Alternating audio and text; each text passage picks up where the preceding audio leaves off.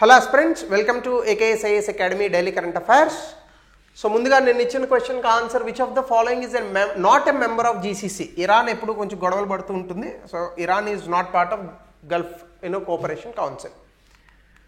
So ఈరోజు topic వచ్చేసి suspension of Shimla agreement. మీ అందరికీ తెలుసు ఏప్రిల్ 22 పహల్గామ్ అటాక్ జరిగింది. ఆ తర్వాత నుంచి భారతదేశం పాకిస్తాన్ రెండు కూడా ఎవరి నిర్ణయాలు వాళ్ళు తీసుకుంటున్నారు. ఎస్పెషల్లీ ఇండియా అయితే చాలా కఠినంగా 5 నిర్ణయాలను తీసుకుంది. పాకిస్తాన్ సో దానికి తగ్గట్టు వాళ్ళు కూడా రెస్పాండ్ అవుతున్నారు. ఇందులో భాగంగా పాకిస్తాన్ ఇప్పుడు చెప్తున్నటువంటి అంశం ఏంటంటే, సో మీరు ఇండస్ వాటర్ ట్రీటీని క్యాన్సిల్ చేశారు కాబట్టి మేము సిమ్లా అగ్రిమెంట్ని క్యాన్సిల్ చేస్తాం.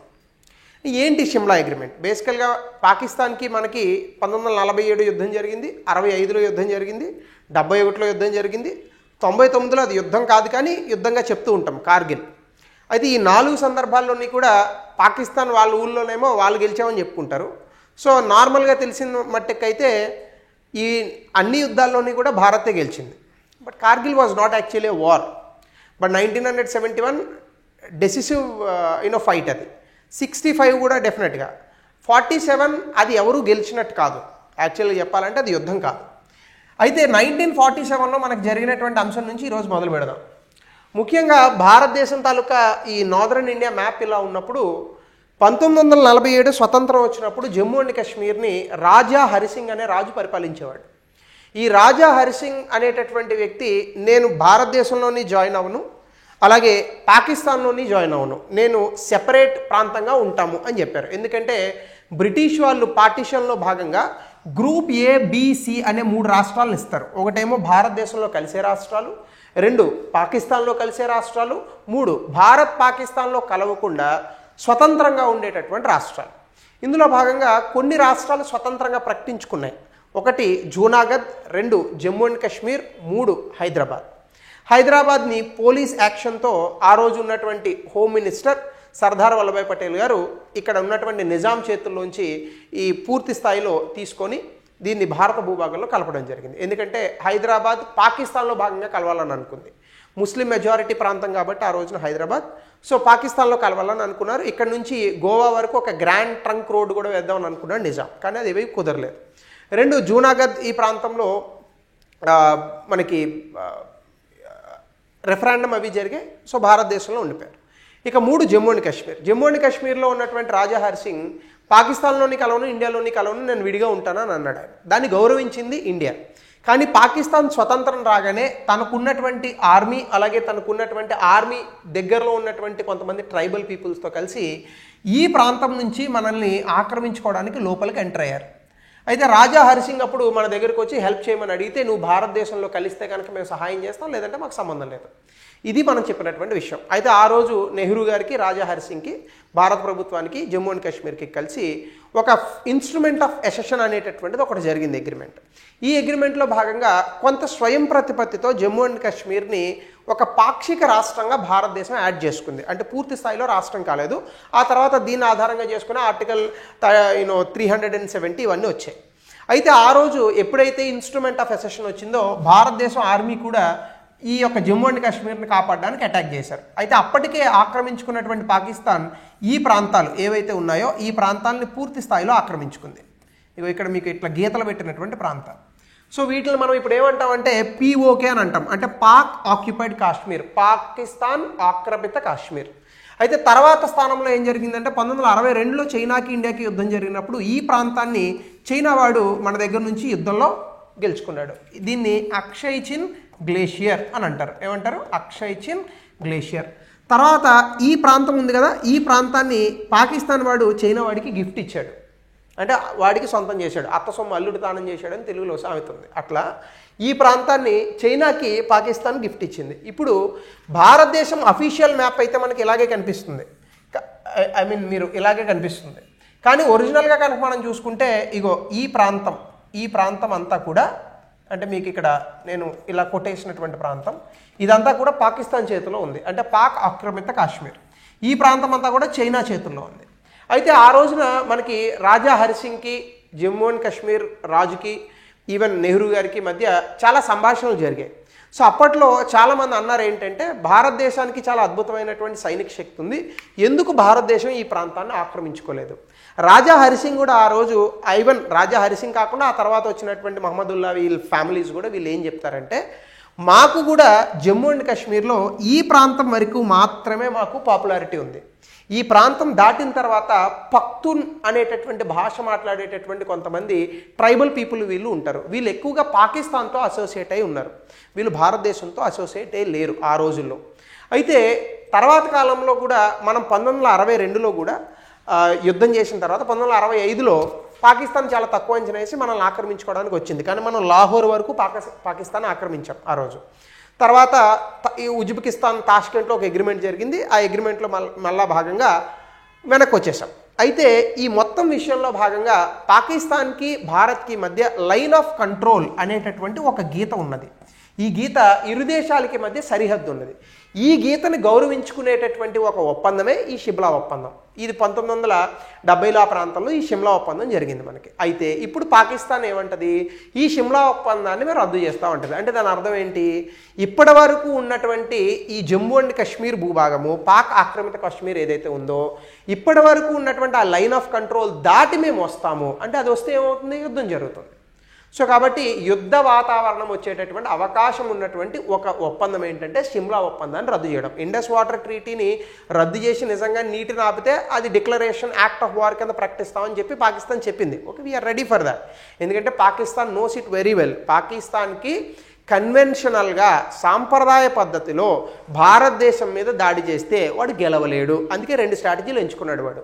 ఒకటేంటి, న్యూక్లియర్ వెపన్స్ని చేయడం. ప్రపంచంలో Pakistan's nuclear arsenal is the fastest growing nuclear arsenal. They have already built 200కు పైగా అణుబాంబులు ఉన్నాయి. దాని అర్థం భారతదేశం దగ్గర లేవని కాదు, మన దగ్గర ఒక 110 120 ఉన్నాయి. ఎందుకు, పాకిస్తాన్ ఎంత ఉంటుంది, దాని మీద 120 ఎక్కర్లేదు. సరదాగా పిల్లలు ఈ లక్ష్మీ బాంబులు వేసుకుంటారు, అట్లా 2-3 వేస్తే చాలు పాకిస్తాన్ మీద. కానీ భారత్ లాంటి దేశం మీద వేయాలంటే వాడికి 200 కాదు 300 ఉన్నా సరిపో. సో ఇది ఒక స్ట్రాటజీ. కాకపోతే పాకిస్తాన్లో ఉన్నటువంటి చాలామంది పౌరులు మా దగ్గర అణుబాంబు ఉంది, మా దగ్గర అణుబాంబు ఉంది, మరి మా దగ్గర దీపావళి బాంబులు ఉన్నాయేమి, మా దగ్గర కూడా అణుబాంబులే ఉన్నాయి. సో వాళ్ళు అట్లా ఫీల్ అవుతుంటారు. పాకిస్తాన్లో నేను సోషల్ మీడియాలో అక్కడ ఇక్కడ కొన్ని ఇంటర్వ్యూలు పెడుతుంటే నిన్న మొన్న కొన్ని అబ్జర్వ్ చేశాను. ఈవెన్ కొంతమందితో మాట్లాడాను కూడా. సో అటువంటి సందర్భాల్లో మా దగ్గర అణుబాంబు ఉంది, మా దగ్గర దీపావళి బాంబు ఉందా అన్న నేను.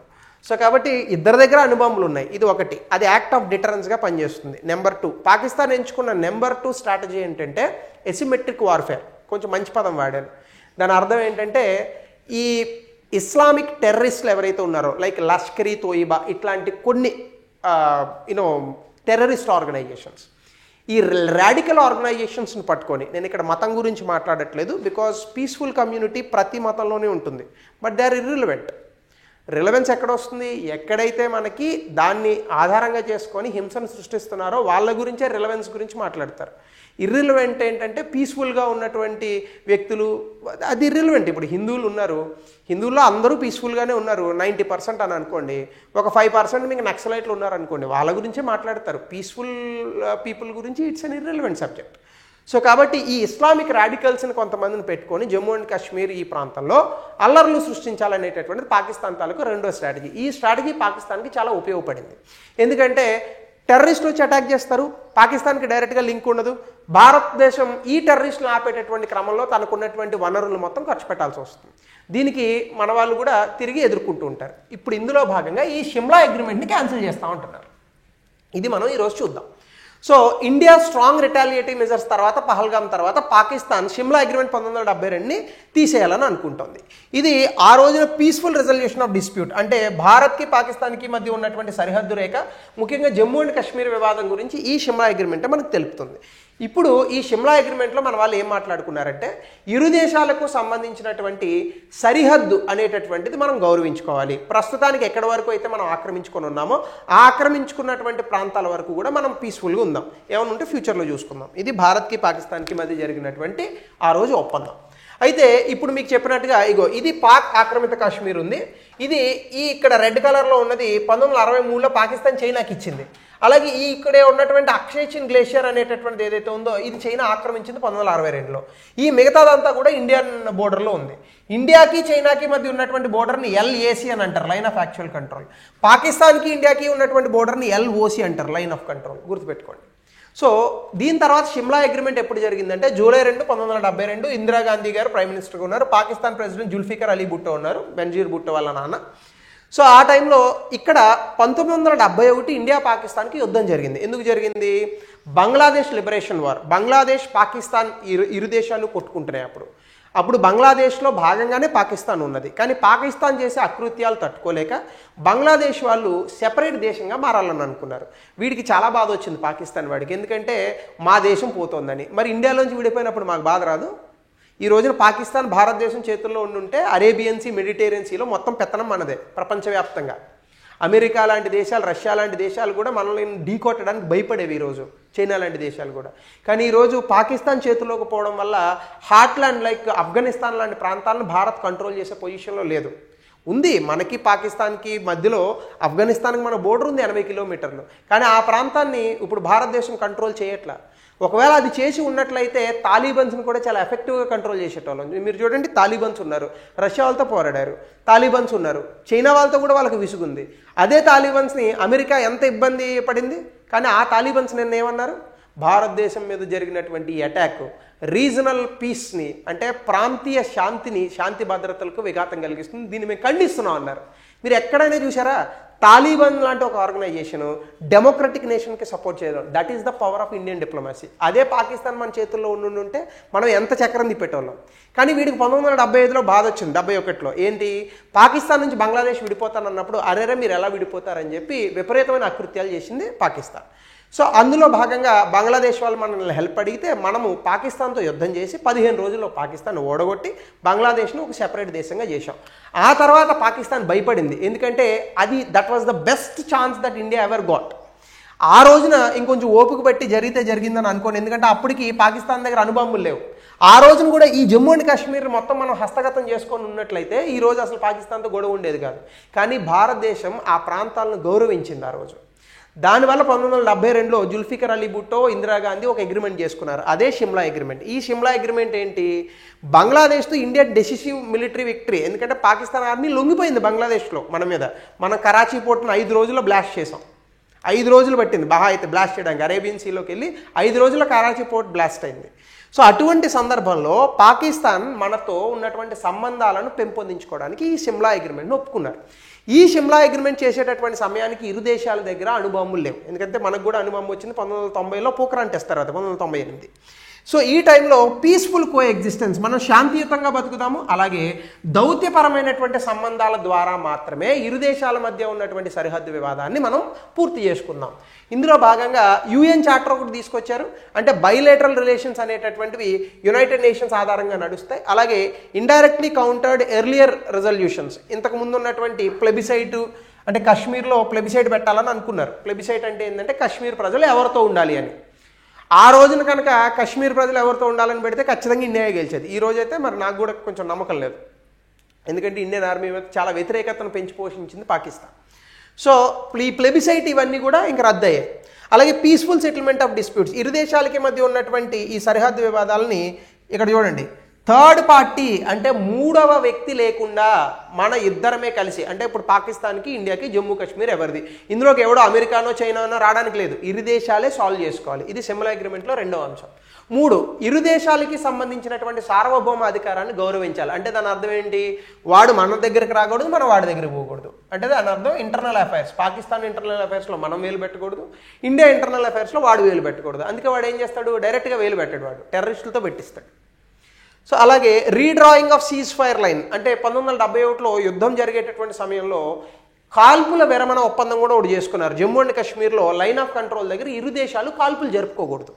అందుకే టెర్రరిస్టులు వచ్చి కాల్పులు జరుపుతారు తప్ప పాకిస్తాన్ ఆర్మీ రాదు. ఏ రోజు చాలామంది అనుకుంటారు కార్గిల్ యుద్ధంలో పాకిస్తాన్తో మనం యుద్ధం చేసాం. పాకిస్తాన్తో చేయలా, పాకిస్తాన్ టెర్రరిస్టుల ద్వారా యుద్ధం చేసింది. కానీ తర్వాత మనం నిరూపించాం ప్రపంచానికి వాళ్ళు టెర్రరిస్టులు కాదు, పాకిస్తానీ సోల్జర్స్ అని చెప్పి.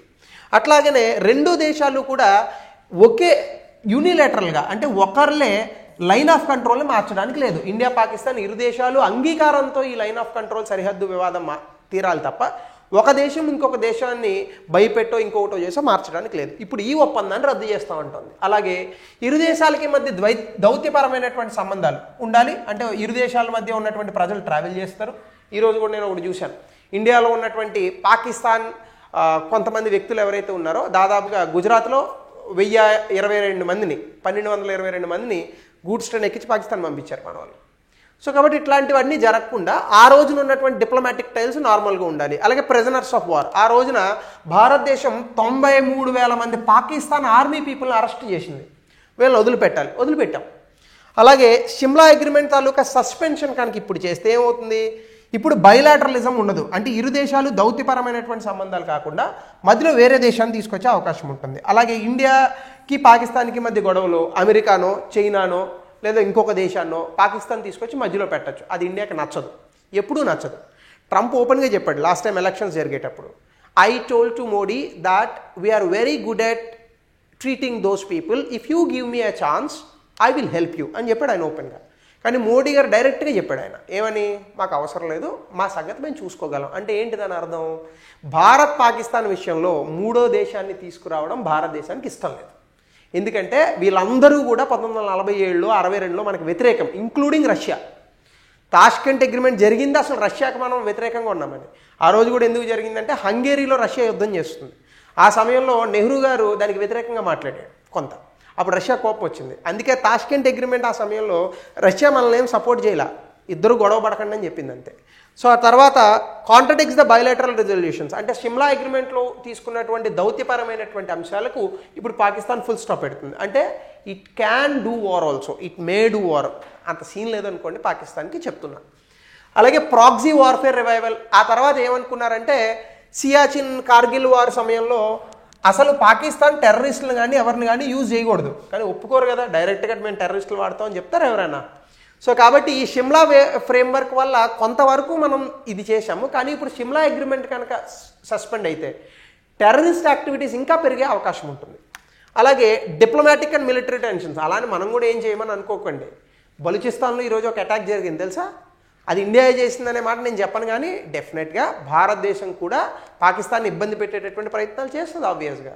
సో బలూచిస్తాన్లో భారతదేశానికి చాలా అద్భుతమైనటువంటి స్టేక్స్ ఉన్నాయి. సో దానివల్ల ఏమవుతుంది, మీకు జమ్మూ అండ్ కాశ్మీర్లో ఇంకా ఎక్కువ హింస చెలరేగేటటువంటి అవకాశం ఉంది. కానీ ఇప్పుడు గుర్తుపెట్టుకోవాలి, 2025లో భారత్కి పాకిస్తాన్కి ఇరు దేశాలకు న్యూక్లియర్ వెపన్స్ ఉన్నాయి. బహుశా చాలామందికి అణు బాంబులు అంటే ఏంటో తెలియదు.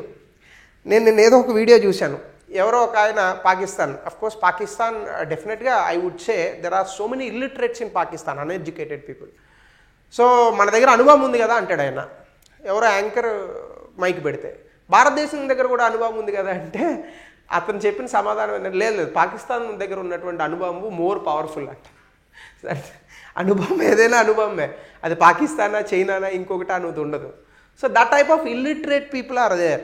సో ఇది ఇక్కడ దీనికి ఒకే ఒక ఆధారం ఏంటంటే, దీనికి ఒకే ఒక ఫుల్ స్టాప్ ఎక్కడ పెట్టగలమంటే, ఫస్ట్ పాకిస్తాన్లో ఉన్నటువంటి వ్యక్తులు ఎడ్యుకేట్ అవ్వాలి. డెఫినెట్గా India literacy rates and Indian education is more and far better than Pakistan, there is no doubt. ఎందుకంటే పాకిస్తాన్ జనాభా మొత్తం కలిపి 20 కోట్లు, 140 కోట్లలో మన ఎడ్యుకేటెడ్ పీపుల్ కనీసంలో 80 కోట్లు అయితే ఉంటారు educated people. I'm not talking about literates. So అలాగే ఇన్ఫ్లుయెన్స్ ఆఫ్ మల్టీలేటరల్ కోఆపరేషన్, అంటే ఇప్పుడు సార్క్ లాంటి సంస్థలు ఆర్గనైజేషన్స్ ఇబ్బంది పడతాయి. అలాగే కౌంటర్ టెర్రరిజంకి ఇనిషియేటివ్స్ తీసుకున్నారు, ఇవన్నీ కొంత సఫర్ అయ్యేటటువంటి అవకాశం ఉంది. ఆల్రెడీ పాకిస్తాన్ అందులో హెల్ప్ చేయదు, ఇంకా అసలు హెల్ప్ చేయనటువంటి పరిస్థితి. సో ఇప్పుడు ఇండియా ఏ జాగ్రత్తలు తీసుకోవాలి, first of all anti drone defence systems పెట్టాలి, యాంటీ డ్రోన్ రాడార్స్, ఎందుకంటే డ్రోన్లతో యుద్ధం జరిగేటటువంటి అవకాశం ఉంది. సో ఆర్టిఫిషియల్ ఇంటెలిజెన్స్తో డిటెక్ట్ చేసి, ఇజ్రాయెల్ దగ్గర డోమ్ టెక్నాలజీ అని ఒకటి ఉంది. 2 టెక్నాలజీలు ఉన్నాయి ఇజ్రాయెల్ దగ్గర. ఒకటి ఐరన్ డోమ్ టెక్నాలజీ, ఏవైనా మిసైల్స్ కనుక వస్తే గాల్లోనే ధ్వంసం చేసేటటువంటి చాలా అధునాతనమైనటువంటి వ్యవస్థ. దాంతోపాటు డ్రోన్ డోమ్ టెక్నాలజీ అని కూడా ఉంది, డ్రోన్స్ వస్తే ఆటోమేటిక్గా వాటి మీద ఫైర్ చేయొచ్చు. సో ఇవి తీసుకురావాలి. అలాగే శాటిలైట్ అండ్ యూఏవీస్ ఉపయోగించి అన్మాన్డ్ ఏరియల్ వెహికల్స్, ఎక్కువగా శాటిలైట్ ఇమేజరీస్తో ఎవరైనా ఈ దుండగులు లోపలికి వస్తున్నారా టెర్రరిస్టులు వీళ్ళు అనేటటువంటిది ఎక్కువగా సర్వేలెన్స్ చేయాల్సినటువంటి అవసరం ఉంది. అలాగే కౌంటర్ ఇన్ఫిల్ట్రేషన్, అంటే ఇప్పుడు పహల్గామ్ అటాక్కి ఖచ్చితంగా సెక్యూరిటీ ల్యాబ్స్ అని కూడా అనాలి మనం. పూర్తి స్థాయిలో పాకిస్తాన్ మీద విరుచుపడడం కూడా కరెక్ట్ కాదు, ఎందుకు అంటే వాళ్ళు ఎప్పుడు అదే చేస్తారు కదా, మనం ఆపాలి కదా. సో కాబట్టి ఈ సెక్యూరిటీ ల్యాబ్స్ అనేటటువంటిది ఉండకుండా ఆర్మీ, బోర్డర్ సెక్యూరిటీ ఫోర్స్ వీళ్ళంతా కూడా చాలా మల్టీ లేయర్డ్గా ఇంటెలిజెన్స్ని సేకరించాలి, స్టాండర్డ్ ఆపరేటింగ్ ప్రొసీజర్స్ చేయాలి, ఎక్కడెక్కడ ఎనిమీ టాక్టిక్స్ ఉంటాయి వీటిలన్నింటినీ పసిగట్టాలి. అలాగే community engagement and village defence committees అని చెప్పేసి విలేజ్ డిఫెన్స్ కమిటీస్ని ట్రైన్ చేయాలి, ముఖ్యంగా అనంతనాగ్ డిస్ట్రిక్ట్ ఇప్పుడు ఉన్నటువంటి పహల్గామ్కి దగ్గరలో ఉంటుంది అది. సో ఈ ప్రాంతాల్లో ఆ విలేజెస్లో ఉన్నటువంటి వాళ్ళే ఇన్ఫర్మేషన్లు తీస్తుంటారు పోలీసులకి, ఇవి మనం తీసుకురావాలి. అలాగే బోర్డర్ ఫెన్సింగ్, చాలా చోట్ల పాకిస్తాన్కి మనకి మధ్యలో ఫెన్సింగ్ వేయచ్చు. సో ఆ ఫెన్సింగ్ కార్యక్రమాలు తీసుకురావాలి. స్మార్ట్ ఫెన్సింగ్లు కూడా, అంటే మూమెంట్స్ అది జరిగితే ట్రిగర్ అవుతాయి, రాడార్స్ కానీ లేదా గన్స్ కానీ ఇట్లాంటివి. గతంలో ఇట్లాంటివి చేస్తానన్నప్పుడు పాకిస్తాన్ చాలా భయపడింది. సో ఖచ్చితంగా మనం ఉరి, పూంచ్, గురేజ్ ఇలాంటి ప్రాంతాల్లో వల్నరబుల్ సెక్షన్స్ ఇవి, ఇక్కడ మనం ఫెన్సింగ్ వేయచ్చు.